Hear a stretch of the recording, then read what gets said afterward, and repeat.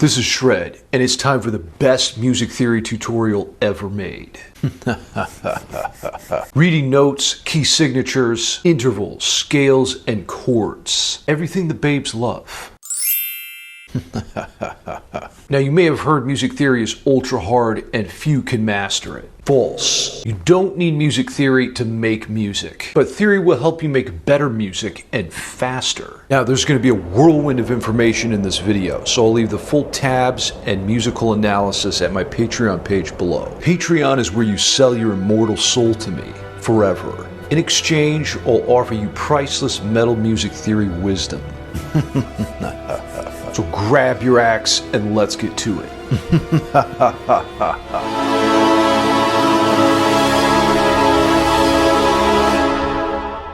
Now here's the truth. You're kind of screwed in music theory if you can't read any notes. Tabs are great, but reading notes is like seeing in color.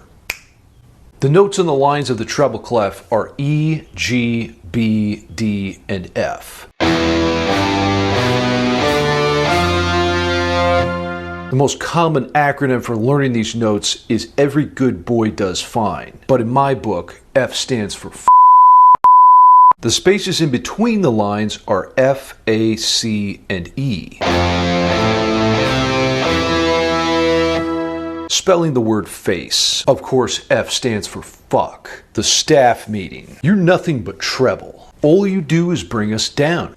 The circle of fifths is a visual diagram of all the musical keys we use.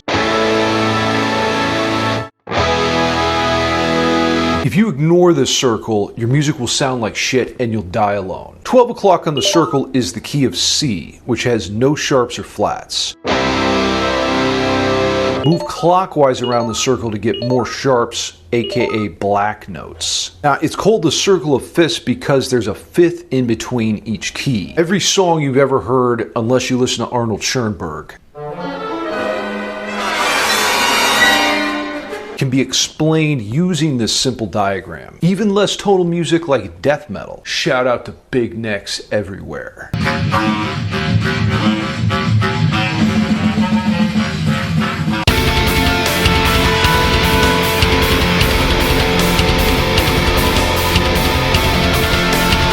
An interval is the distance between any two notes. Lowercase m stands for minor, uppercase m stands for major, and P is perfect. For instance, why she's a perfect 10. It's easier to memorize intervals by associating a familiar song with each one. Minor second is up first.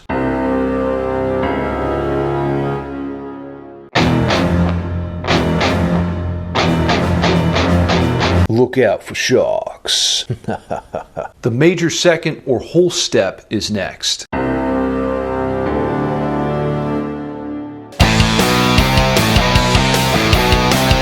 The minor third interval is a distance of 3 half steps. Can I get some 035 or what? Now, don't think you can't have any fun with major thirds just because they're major. Hell, even Iron Maiden uses major thirds in their song Number of the Beast. Now, if you want to get hitched, this interval is for you. Think she's a perfect 10 walking down the aisle?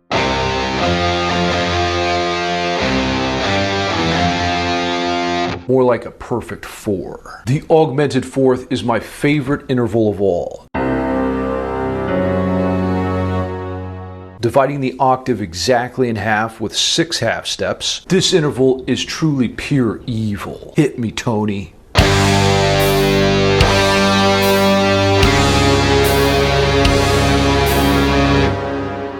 The perfect fifth is one of the most important intervals in music theory. You might recognize it in John Williams' Star Wars theme.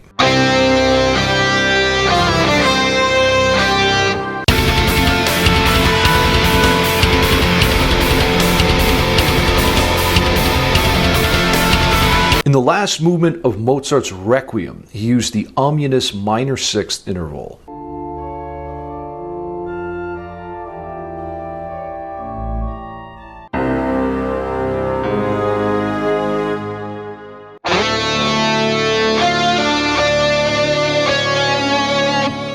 deliciously dark and depressing. Major 6 is less used in popular melodies. If you're familiar with jazz standards, though, you can think of it as being in the beginning of Take the A Train. The minor 7th interval has a wonderfully ambiguous quality to it.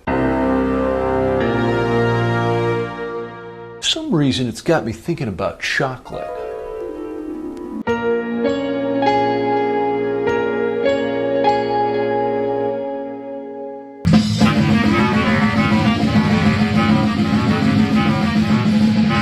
Now hang in there. We're almost done with my take on intervals. The major 7th is next. And this one's on me, boys.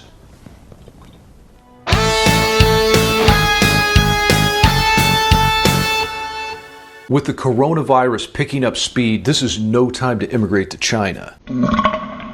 Nonetheless, check out the Immigrant Song to hear the sound of an octave.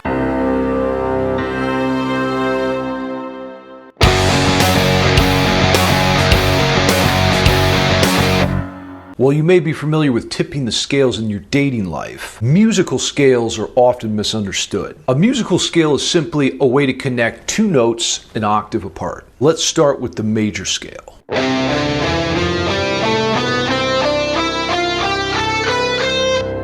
Evil things up by flattening the third and you get the minor scale.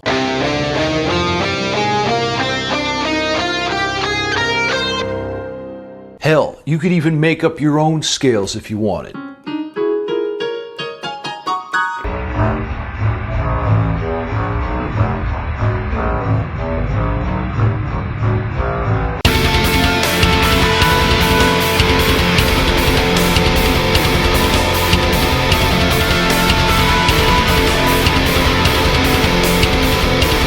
The number 3 holds a lot of significance to us humans. It's also the number of notes in a chord. So instead of playing third wheel on a Saturday night, let's check out the 4 main types of triads. Root, major third, and perfect fifth for the major chord. Flat the third for a minor chord.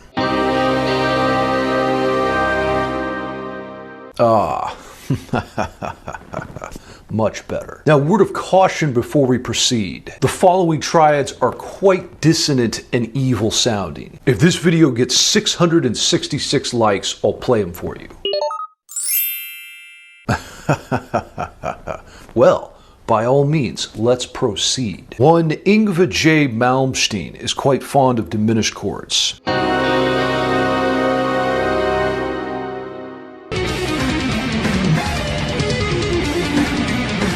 A diminished chord is just a minor chord with a lowered fifth. Can't say Yngwie has the same fondness for donuts, though. The augmented triad is constructed by raising the fifth of a major chord. Now, even though it's technically major, the augmented triad is easily the most dissonant triad. Now, do you have to know music theory to make good music? Of course not. Many great artists claim to be virtually illiterate when it comes to music theory. Here's what is important, though. You need to have some kind of system to organize your musical thoughts. Even though guys like EVH say they have no formal training, they've got their own way to classify sounds. And don't get it twisted. Music theory isn't about telling you what you can and can't do. It's really about facilitating the execution of your creative visions. Use it and abuse it. Until next time, shred till you're dead.